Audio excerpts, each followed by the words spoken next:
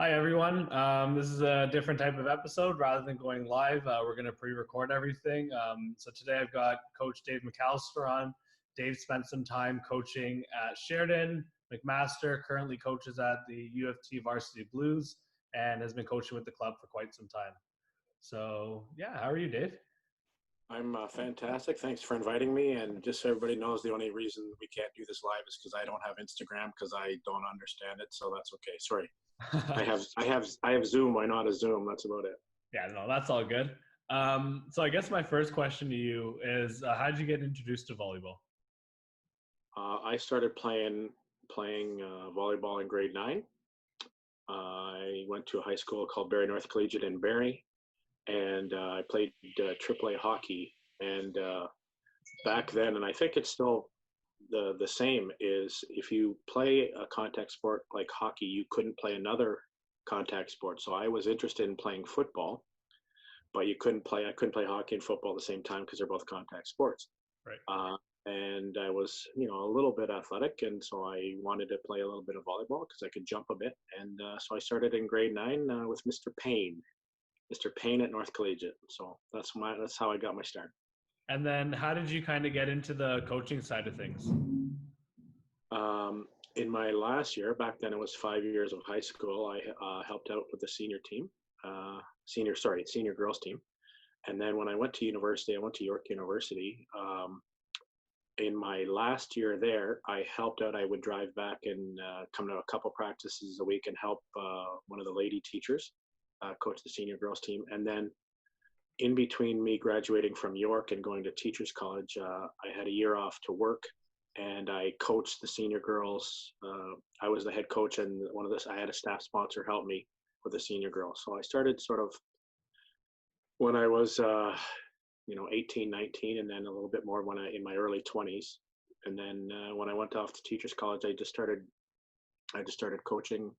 I started coaching at one of the schools that I was placed at. So I started pretty early. Right.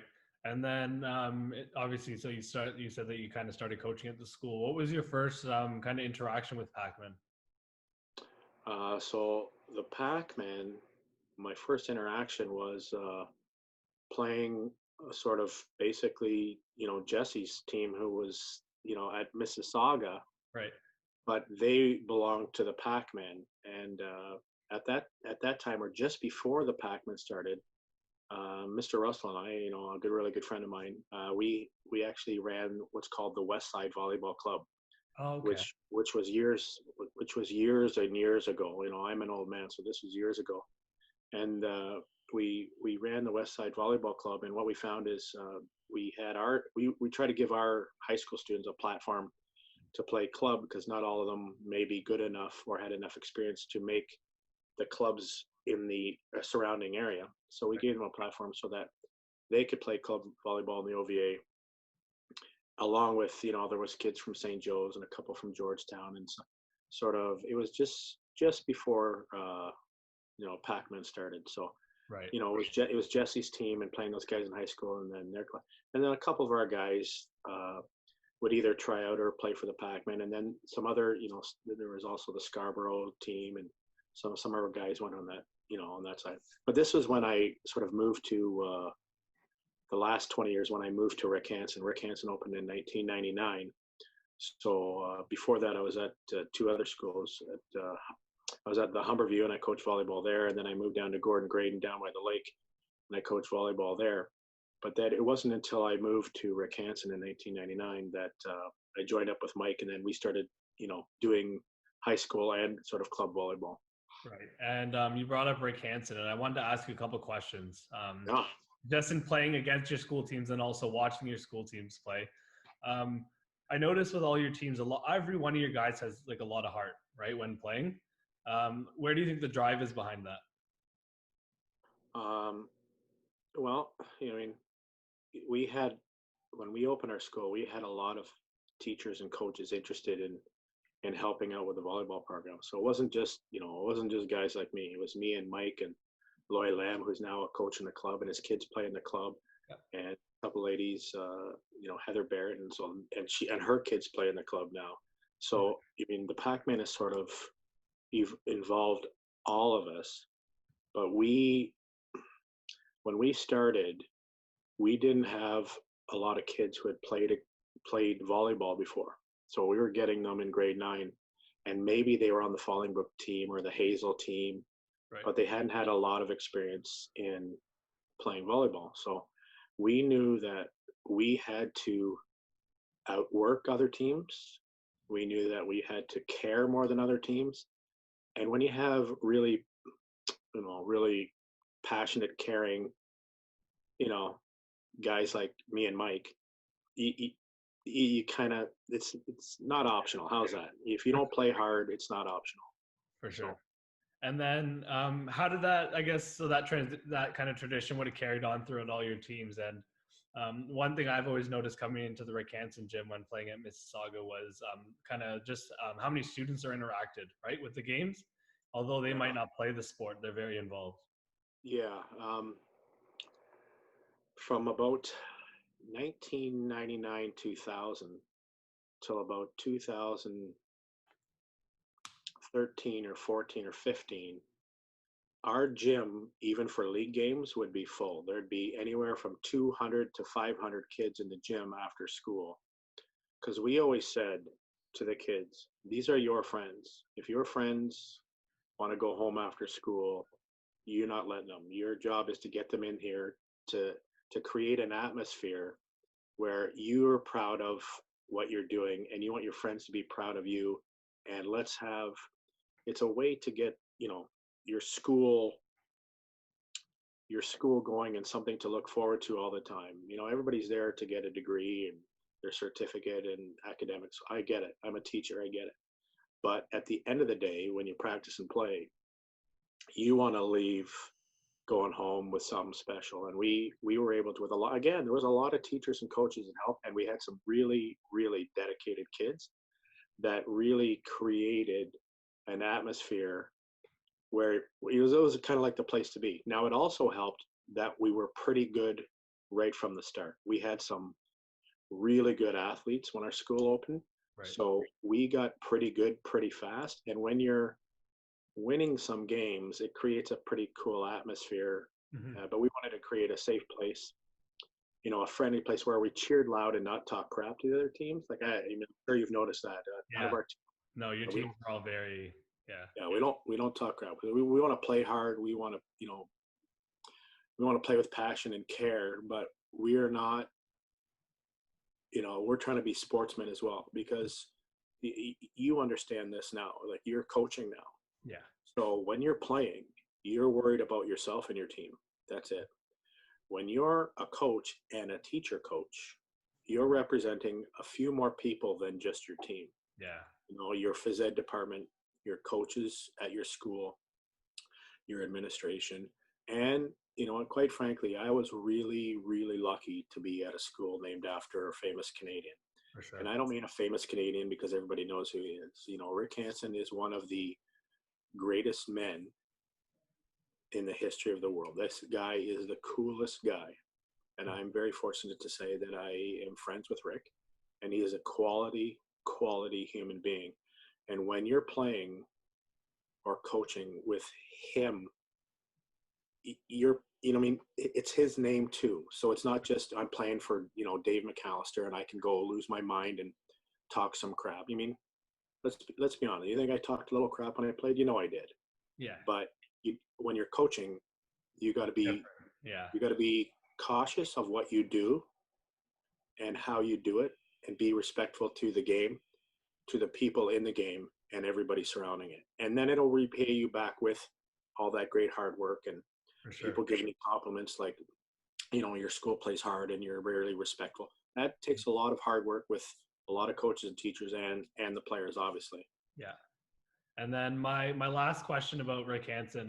So my cousin obviously went there and played for you for a couple of years. What is it about the because you have a lot of athletes always come back and watch games, right? Or always very kind of involved and engaged into the kind of just even club volleyball, right? Although some of them may not have ever played. I guess that ties back into kind of having a lot of pride, I guess. Yeah, when you think about it, when you said you were going to interview me, I had to go back and look at some old pictures. And I had to go back and phone Mike Russell because we did it together. And he was, he was the primary organizer of a lot of our trips. But back then, we could go to as many tournaments as we wanted to. Now you go to one or two, and then maybe you have to pay more, and you're not allowed to because then you got to get a teacher, and how are you going to pay for the teacher, right? Yeah. So we went to 8 or 9 tournaments a year. We went every second year to British Columbia to visit with Rick Hansen at his home. We billeted kids. They billeted us at the Rick Hansen School in Abbotsford. We played in the UBC tournament every 2 years. Wow. And then one time or 2 times we went to Newfoundland. Okay. Where many of our kids had never been. They'd been to BC and Montreal, but they've never been to Newfoundland. So we took a lot of time and effort. And again, you notice that I'm using the word we. Yeah. Right? It's we. It's a group thing. Right. It's all, but it has to be, right? If you don't have a team, if it's just, nobody wants to talk about me. I don't want to talk about me. I want to talk about we and our team and us, because that's what we installed, and the players were a big part of it. So when they got to do all this great stuff, they passed it on to the next guy. So one of the ways we did it, every second Friday morning, we called it Fun Friday. Right. So I would go to the store really early, and I would buy like hundreds of Timbits. And all the kids that were on the Bantam, Junior, and Senior teams, they would come in, and we would have a 2-on-2 tournament on the 9 courts using a badminton net at the volleyball height level. Right. And a senior kid had to play with a grade 9. So by the time the season ended, the grade 9 kid was really comfortable with the grade 12/13 kid. So they passed the torch on. Yeah. And they knew that in 2 years they were probably going to go to BC. Right. So there wasn't that. They had to do well in school, because we didn't. You had to go to class, and you had to do your best. You didn't have to get an 80, but you had to go to class. There was no exception. And we had this thing where if a staff member talked to you or emailed you, we took care of it before they could go to practice. We solved the problem before it became a problem. That doesn't mean we always had amazing, perfect game. We had tons of issues, but we worked really, really hard. Mike and I and Loy originally spent hours and hours and hours and hours with these guys, and then the girls, right? The girls as well. So. And then moving on to your time at Sheridan, you would have coached actually 2 Pakman coaches now, right? Frank as well as Jesse. You can maybe correct me, because when I'm going back, I'm going to forget somebody's name, and that's going to make me feel really bad, because I'm bad with names. Yeah. So when I was at McMaster first. Oh, okay. And then I moved to Sheridan. So I think I started at McMaster. I think I started in 2004 to 2009. And then in 2010 to 2014, I was at Sheridan. So on that team at Sheridan was Frank, Kadeem, Jesse. Later on, there was Pratik. So when I went there was lots of really good athletes. But they just wanted a coach who really cared and loved the game. Right? It was kind of like the perfect storm. We had lots of thoroughbreds there. So when I went there, we actually had no setter, but we had lots of great athletes. Right.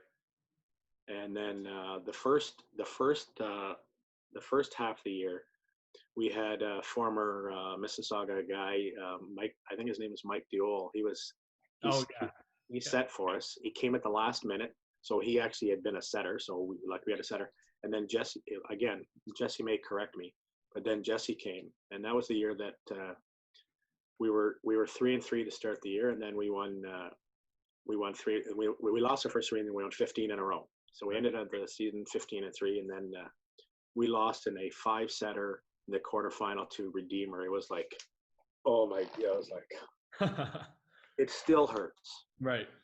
But again, to their credit, they made 2 amazing plays, and full credit to them. But that was, I got to coach Jesse and Frank and Kadeem, and so lots of guys connected with Pakman. Yeah. Even though I wasn't connected with Pakman back then, there was still a connection, right? And quite frankly, Frank got the job after me. Yeah. Right. And my staff is his staff. Right.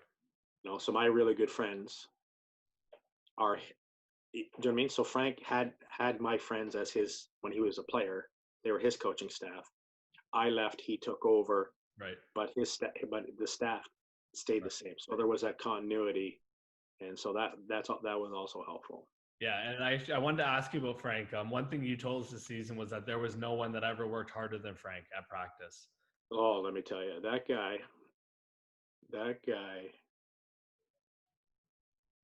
went after every ball. Mm-hmm.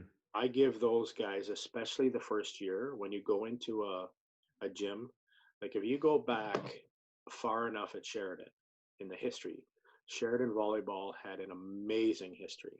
Mm-hmm. And then, a few things changed. And then they hadn't made the playoffs in a long, long time. They every so often they had some really good athletes and good coaches and stuff like that, but there was never sort of a conglomeration of both. And Right. And then when I went there, like we the coaches and the players, they all bought in, and Frank was sort of the epitome of buying into that. Right. You don't get to make a choice which ball you go after. You go after every ball. And if you go after every ball, you're going to start to touch some balls. And the more balls you touch, the more balls you're going to start to make plays. So he was definitely the leader in the no excuses. As soon as you enter the gym, you give 100%.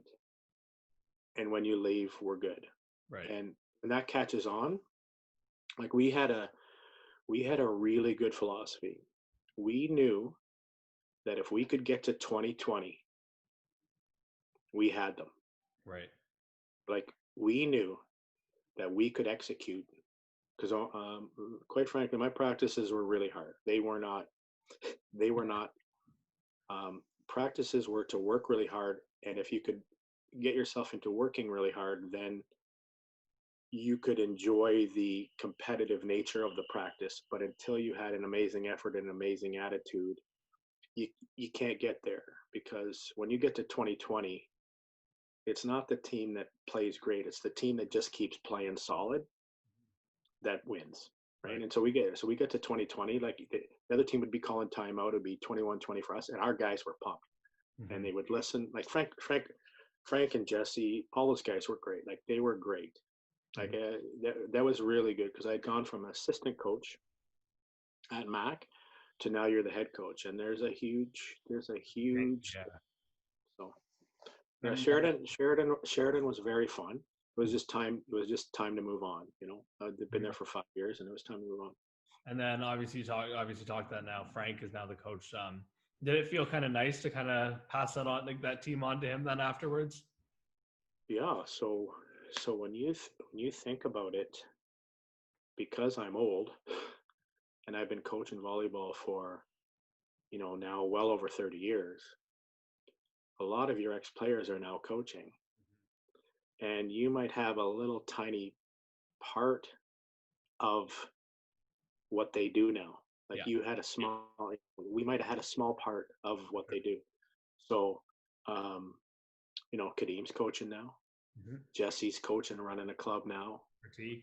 And so Pratik, so I, tiny little, and I keep thinking that I'm missing somebody very prominent, and I don't want to do that. So correct me if I get wrong here. So I'm not too sure. I wouldn't. I think all the names that you said to me seem to stand out.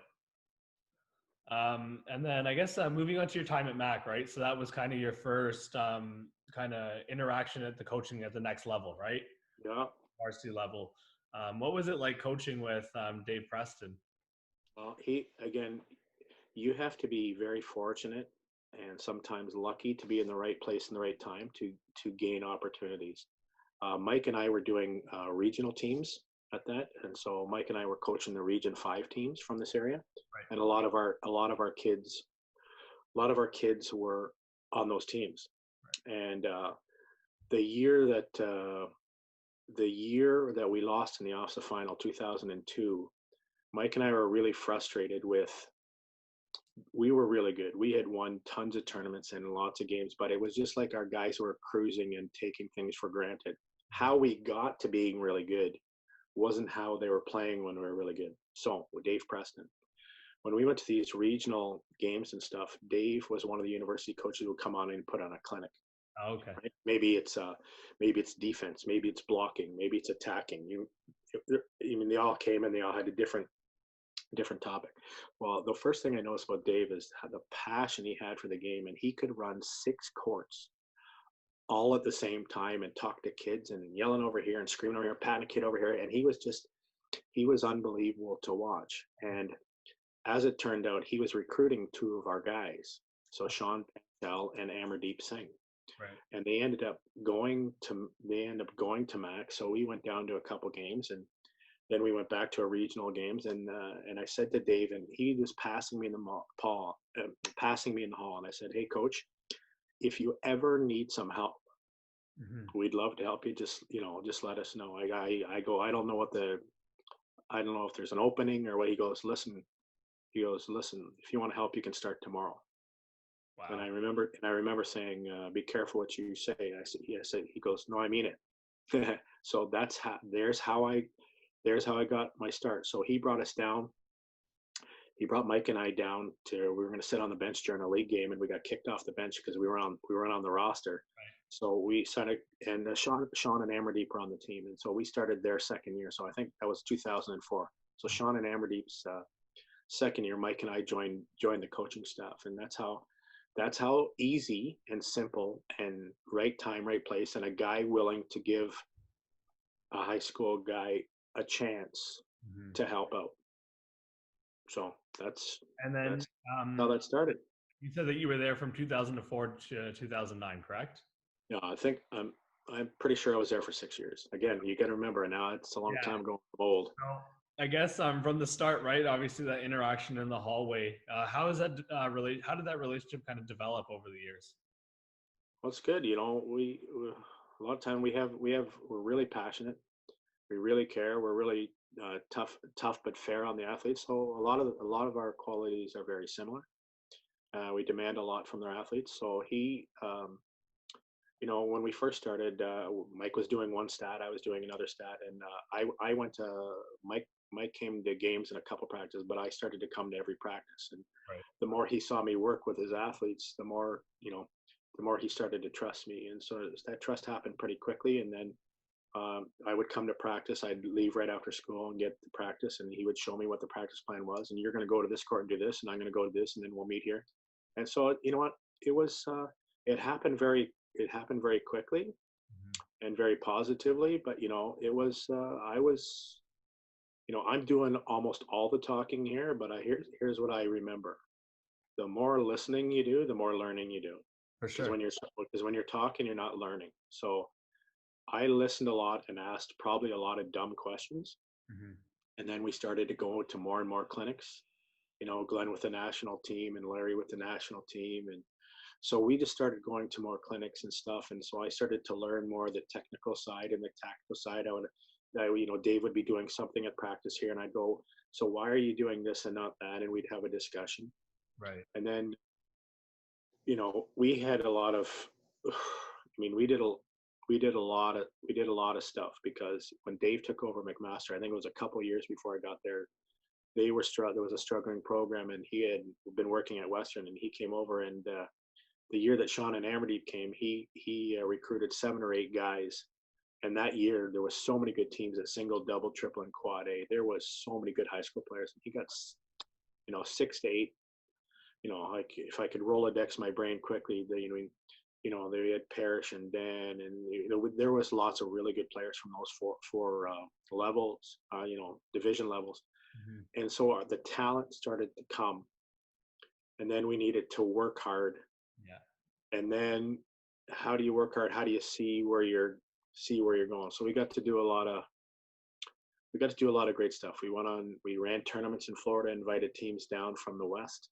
Right. We traveled out. We traveled out west. We went to Alberta. We went to California. We played some American teams. We played some teams from the west. Mm-hmm. And let me tell you, the first couple of years we went out west, we got our face kicked in. Yeah. And that was probably the best thing that ever happened to our athletes, because then they figured out they need to work harder to be good. Yeah. And that was eye-opening. I can still remember Sean, because Sean and I talk on a regular basis. Sean was a setter for me at high school, and then he was a setter at Mac for 5 years. We went out to Regina to play in a tournament. In the last game, we were broken down and beat up, Mm-hmm. and Winnipeg started their starting lineup, and the game meant nothing, Right. and they threw a beat down on us. And I never forget that, and neither did the players. So as soon as off season happened, they started training like they needed to. They started taking care of their bodies. They started eating right. They started fitness. You know what I mean? It started the program that's now the program there. That's Right. now basically a machine, right?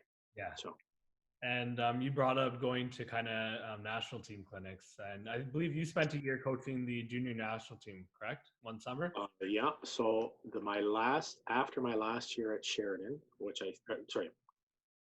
after my last year at Sheridan, which I think was 2014, Mm-hmm. I had an opportunity because of John Barrett. So John Barrett was announced the junior national team coach. Right. And they were going to end up at the World Championships if they could qualify in 2015 in Tijuana, Mexico, of all places. Right. So the first year, I was not on the coaching staff. The coaching staff was John with Vincenzo, the women's assistant coach at UFT, was Mm-hmm. John's assistant and a data volley guy. So he came as the data volley guy. Right. And then there was Brock Daviduck, the Alberta coach, was an assistant, along with Mark Dodd, who's now I'm pretty sure he's the women's head coach of Saskatchewan. But Mark was a great player at Sask. When I was at Mac, he was playing at Sask. Playing at Sask. Okay. Then Mark couldn't make it the second year, so John phoned Glenn and Julian and asked if I could be the sort of other assistant, and they said that's great. So we went down, and John and I lived together in Gatineau, and we trained. And I became sort of like a second assistant, sort of general manager. Right. Because when you go to international tournaments, it's It's a lot of work. it's a different world. Yeah. It is, and depending on where you go, how things are done in Canada, how we expect certain things, they don't care. Good luck. You're in a different country, and here's your schedule. Yeah. And I go like, here's our schedule. No, here's your new one. Right. And you know how much I like people telling me that I'm wrong when I'm not wrong. And, For sure. Yeah. so I got to do that. But I was lucky because I had really met the people running the tournament, and I met all the guys from the organization of North America and Central America. Right. Before we went there, because I was on the organizing committee of the Pan Am Games in Toronto. Right. Okay. So I had met the men that were going to run the tournament the next year. Does that make sense? Yeah. So they come and check everything out at the Pan Am Games because they're the bosses of the volleyball at the Pan Am Games. Yep. And Tyler Robinson, Dave Chi, and I were on the organizing committee. So we had all the volunteers. So all the kids from our school carried the flag with the floor wipes. Did all the because I wanted our kids to see all the. Yeah. I wanted them to see the best players in the world. Yeah. Up close. There's motivation. I mean, it doesn't matter how much I talk. If you get to, they get to they get to watch some of the best players in the world up close. So meeting them, going to the World Championships was a little bit easier because I knew those guys, but I was sort of like a general manager, and I sat at the back, and I was on the mic. If I saw something different than Vinny saw in the data model. So right. It was amazing. But again, another experience because of who I had met at the right time at the right place. Right. Like really I've done a lot of really hard work to get where I am, but I've also had some great people helping me get there and being in the right place at the right time, if that makes sense. Yeah. And you brought up obviously John Barron, who's a U of T head coach, right? And you're his assistant now. Um, how did that come to be? Going from Sheridan to U of T. Yeah. So I knew John because I actually coached and taught his niece at Rick Hansen Okay. early on in in the early 2000s. Right. So I asked him. I mean, I knew who John was because when I was in high school, he was on the national team, and Team Canada was playing Poland, and Poland had just won the Olympics. Right. And the next year they did a tour in Canada. So I went down with my old coaches or my current coaches when I was in high school. We went down to York University and watched Poland play Canada. And here's some name dropping for you. Like, no, I'm not trying to impress you, but some of the guys will know this. So the two starting left sides were John Barrett and Paul Gratton, Yeah. which Maxime's dad. And this bugs John all the time. So my two favorite players of all time are Paul's number one and John's number two. John's always gives me the gears because he's number two and not number one. Right. So I asked John to come to do a clinic at my school, and so that's how we made our first connection. Mm-hmm. And then when I was doing my regional teams and then coaching at MAC, John was an assistant with Ed Drakeich at U of T. So I had met John quite a number of times and got along well, and we talked about his niece, and that came to fruition. And I knew that my time was sort of coming to an end at Sheridan, and I wanted to get back in the OUA, and I wanted a new challenge. McMaster was really good. They didn't need help from me for sure. And so I wanted a new challenge. So I phoned John and said, listen, I'm looking to get back in the league. Do you need any help? And it's sort of the same thing. He goes, all right, come on down for dinner and you start tomorrow, sort of thing, So by making connections through all these years, got an opportunity, because people don't understand that university coaches, they don't have huge budgets and endless budgets to hire this and do that. You need, especially when you're first starting out, you need some help from people. So. Yeah, sure. Cool. So you talked about kind of that introduction to John, and I guess it's the same question that I asked with Dave. How's that kind of relationship kind of grown over the past couple of years? It's been really good. Before I went to U of T was when I helped him with the junior national team. So we lived together for like basically 4 months. So we talked volleyball, we talked high jumping. We were both high jumpers. We talked sports, we talked life, we talked cars, but we talked a lot of volleyball. So we got pretty close very quickly, and that's how that started. And John trusts me, and which trust is a big word in life and in sports. Mm-hmm. So we try to do the best we can together, and we've created a pretty cool thing now at U of T. I kind of feel like my head is in the middle of the light here, so it's kind of weird. Is that better if I do that? I think it was probably better when you had it on the desk. All right. Sorry about that, fans. Of the 3 people that are going to watch. Cool. Yeah, that's a lot better. And given this year, the success your team had, you guys fell short of a gold medal. What do you think? How did that feel in terms of kind of preparing you guys for next year? Well, I mean, it's been a long road for sure, mm-hmm. with lots of work. Like John with endless work. And now we've got some really talented young men, and they're working hard. And when you have, it takes a couple of years to figure out how to do things in the league when you're an athlete. Hmm. You're coming from high school, you're coming from club, you were probably really successful. Maybe you were the man, and now you're fighting for a position, or maybe you're the man and you've started, but the other team's a little bit better than you're used to playing against on the other side of the net. And so it takes a while for your young guys to mature, get seasoned to win. So last year you know, we had Chris Tao on the left. He was a fifth-year guy. We had Jordan Setting. He's a fourth-year guy. We have Nick, a fourth-year guy. We had lots of third, fourth, and fifth-year guys. Hmm.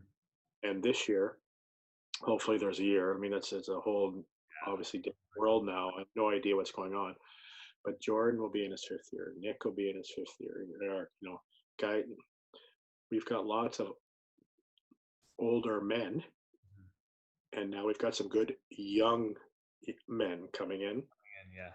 And they're gonna figure out how it goes very quickly. When Jordan and Nick started, they played every point in the line of fire, and they're playing fifth-year guys from other schools. It's different. Yeah. It'd be like you playing 18U. It's like you playing a 14U. Like, Yeah, it's a different game completely. I mean, they're playing at a different level.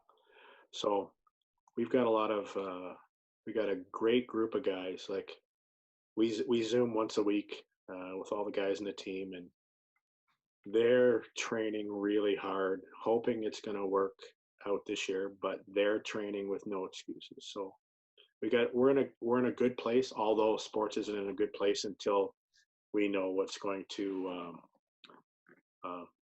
sort of. And you talked about obviously having some like talented young men coming in, two of them being Connor and Davis, right? Who played on your 18U team this past year with me, right?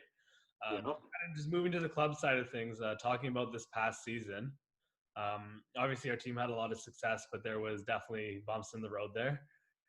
What were maybe some things that you were hoping for to see before everything got canceled? Yeah, so this year was an interesting year because when you're coaching the 18U team, you're getting them at the peak of where they are, when all their experiences and what they think mentally and physically, right? So um, you you got to hit the ground running because there are certain expectations of, you know, what are we going to do this year? Where are we going to travel to? Who are we going to play? Who's on the team?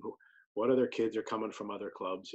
It's all out there, and a lot of times in clubs, you may have the same coach from 13U to 17U, right? So you might have had the same coach for 4 or 5 years. Well, now you come and you get Jesse and I. So you got a guy who's run the club for a long time with Kelly, and a guy who's coached at university.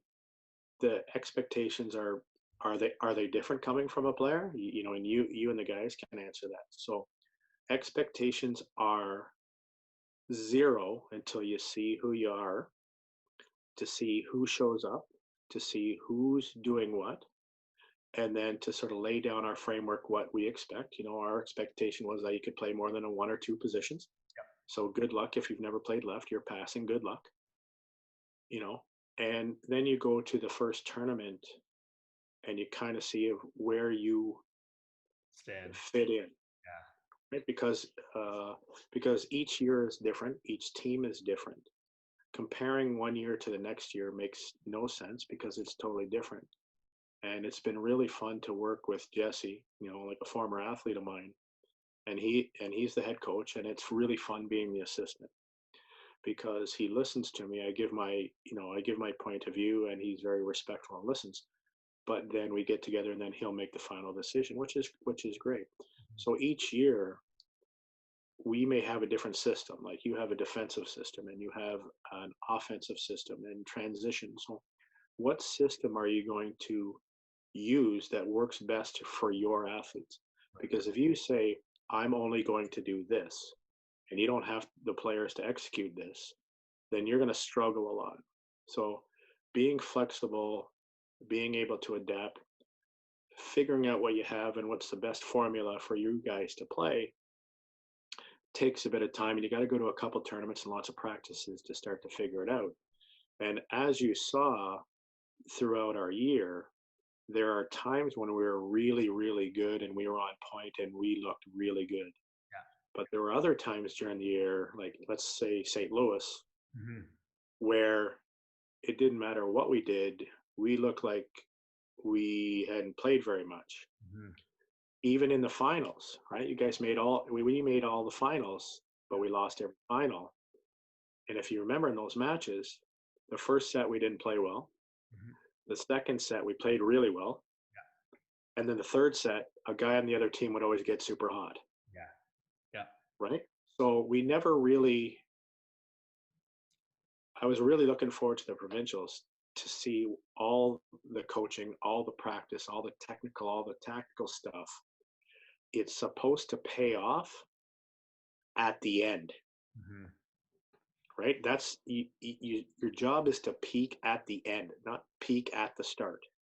Yeah. So we were on our way, and St. Louis, quite frankly, was very helpful because we got to see that, guys had opinions and this and that, but okay. And then we went back to the next tournament, and so we were a closer team. Yeah. And we were a closer team because basically I owned that pinball room for a while. Yeah, you did. Yeah. No, that was good team bonding. That was good team bonding. But you need that, Mm-hmm. right? Because I think players' expectations and parents' expectations get skewed a little bit. Like other clubs are really good, man. Mm-hmm. Other players at other clubs are really good too. So you find out firsthand. You go to a tournament and the team that's ranked, because everybody looks at the numbers beside your team name. Like you're like, ooh, the other team doesn't care that you have a 1 or 2. They don't care, right? They're going to play the best. Tournaments can play. Pardon me? Everyone at those tournaments can play. They don't really care. Yeah, and at the next level, no one cares what university at. They're going to win. They train really hard, and on a Friday night you play a 3 out of 5, and then Saturday night you travel and you play in another 3 out of 5. I mean, teams don't care, man. On any given night, anybody can beat anybody. The deal is I was really looking forward to the provincials because, it's the accumulation of the whole year. And then the nationals, you're looking forward to those things your athletes are looking forward to. And we trained really hard and really well, and we had great team bonding. So who knows what would have happened, but we were in a good place headed there. Yeah. And so I want to talk a little bit about next year, but before we get to that, I wanted to talk about that first year you guys won nationals, so 2018, sorry, with I guess Avi, Arjun, Saad, Xander, right, on that team. So you helped coach that team in 17U, and I believe you guys had a disappointing nationals, right, as Jesse talked about when he was on. Well, how did it feel to kind of come back to the 18U year and win? So I wasn't with them the year before, right? It was just Jesse and me the 2018. So put it this way, whether I show up or not, they're good. Mm-hmm. I mean, they had some players. Yeah. They had some players. I mean, I don't know how many of those guys went to university or college, but most of them did. So they were good. But to win the provincials and to win the nationals, lots of things have to happen. You have to be prepared. You have to have great systems. You have to be healthy, or at least healthy enough to survive some injuries. So you have to have depth. You have to have more than 6 or 7 guys. You got to have. I mean, the more guys you have, the better you're going to be. Sometimes you have to get a good draw. Mm-hmm. Especially at the nationals. Yeah. You have to be lucky at certain times, and you have to make great plays when great plays are needed, whether that's a dig or a serve or a block or a continue, a kill. Everything sort of has to fall together for it to work, because contrary to belief, it doesn't matter whether you're ranked 1, 2, 3, or 96. No. If you don't play well, you're going to lose. So even I watched Jesse's chat the other day, and put it this way: there was 4 points in a row on the second day of the tournament, where uh, if Forest City had scored against the Fusion, we were in tier two. Mm-hmm. And 4 points in a row, Fusion scored, and Fusion beat Forest City. That put us in a tie, and we won the tiebreaker. So there's how. Do you know what I mean? There's how stuff happens. So you have to be. And then we had a team meeting. We had a team meeting after that second night. And I knew going into the next day, just because our mindset and we got the break of breaks, that we were going to play great. And in order to beat us, they would have to play. And we played. That was the best day of volleyball for I've ever seen. 18, so grade 12 boys, 18U guys ever play. They were unbelievable. We rolled really good teams. Like we rolled them, and it was like each game we were. It was like I don't know if we were doing too much coaching. To be honest with you, we were doing a whole bunch of spectating that day. Right. So I've had Jesse on, Arjun, Sod, all three Kaczynski brothers, as well as Terrell. And the ongoing debate that we've been having is who was the better team, 2018 or 2019. Oh, and here we go with the debate. So I want to hear your perspective. Okay. So first of all, the old guys, when they were 18U, they were good, really good, and really confident. Mm-hmm. And the best thing they had is they had a guy in Terrell that wanted the ball when it mattered. Mm-hmm. And I mean this in a good way. He was a physical freak. Yeah. And a mental competitive freak. Right. I played against Terrell, my high school teams, all high school. And then when I was at Sheridan, all through there, he was at Humber. But when he was at 18U, Jesse had these delicious soft hands that could deliver it fast, and Kadeem and those guys. But when they needed a point, and they had like Daniel Deering in the middle, and like Derek Quinn went to my high school. He's a good, solid player. They had some guy, I'm pretty sure that's the team David Williams played on as well. Yeah. Right? Oh, they had some studs. But when they needed a point and gave the ball to Terrell, there was huge. The 18U guys that Jesse and I coached also had a whole bunch of men. And that's what one of the greatest thing in sports to do is to compare the old guys and the new guys. Yeah. They had, Kelly was their coach. He was a passionate, really good coach. Jesse's now the coach of the, they're facing each other. Both, our team from a couple years ago were huge. Like we were huge. It was Xander on one side and Cole and then Tom, and we had three huge middles. Like we were really, really big. So they would have had a bit of trouble stopping in the middle. Again, the bottom line is, well, not the bottom line. There is a couple differences. One difference is we have video now. Yeah. They had no video. Nothing, no. No, you went to, you took the guys over and you watched court. They're on court 17. You're watching them play. Mm-hmm. Now, like you've seen me in a huddle. Yep. Now they call timeout, and we don't know for sure, but we have a pretty good idea of what the because we've all watched video. Yeah. And they're likely to set whatever because of this is what they like to do. So we can trap it.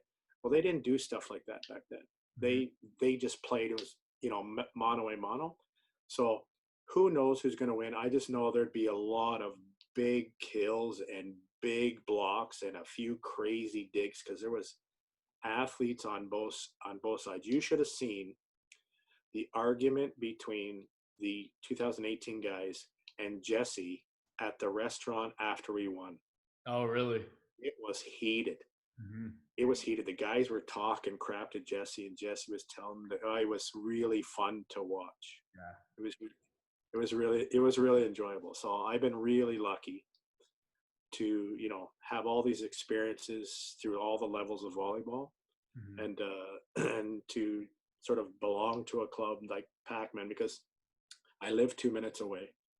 We train at, Dave, either David Leader or Mississauga. I mean, it's 2 minutes from my house. So I'm really lucky to coach so many really good athletes and a really good supportive, in a really, really good supportive club. And it's, I mean, what else do you want to do? Come on. And then moving on to that 2019 team, maybe you can give me some argument why they should be in the conversation. Oh, there was another argument. My God. So so Cole's the same guy. We had Peter as our P2. Peter was just a very, very good player. People underestimated because he wasn't 6'8". I mean, he had shots, he could score, he could pass. I don't think he ever lost a joust. It was great. I mean, I don't think he ever lost. He was great. I showed him a couple things, and I don't think he ever lost a joust. Right. But he was just mentally tough. He was a big time player. Jackson on the right was quite frankly, when he started playing free and started wanting the ball more, that's when we got really good. Because when you can score in all 9 meters of the net, and we ran that fast 30. With Nick. We ran that fast 30, and teams basically started to have to commit. And so now you got Jackson getting one-on-one, and Cole because we could run the 30 whenever the ball was passed anywhere near the attack line, and it was fast. And when your setter's 6'6", 6'7", Trent could dump or set that ball near the top of the antenna. And when you have a setter that can do that, you create havoc defensively. Yeah. Right. So they had they're big too, so the year before the middles were bigger, but the 30 we ran in 2019. Do you mean, again, these are the great fun things. And the older you get, the more you argue. Right. Because, people tend to remember the good stuff, not the bad stuff. They remember how good they were, not their flaws. Right. So, it was really fortunate to help out those 2 years. The guys were great. Had a great time. The last question I have for you is, so you and Jesse were announced to be the coaching staff for next year's 18U team. What are you looking forward to for coaching that age group and kind of doing it a fourth straight year with Jesse? Well, that's going to be oh yeah, sorry, you're right. Yeah. I stand corrected, 4th year. Again, phys ed teacher, not math. So again, it's always fun to get a group of guys that you sort of know a little bit, but you don't know that much.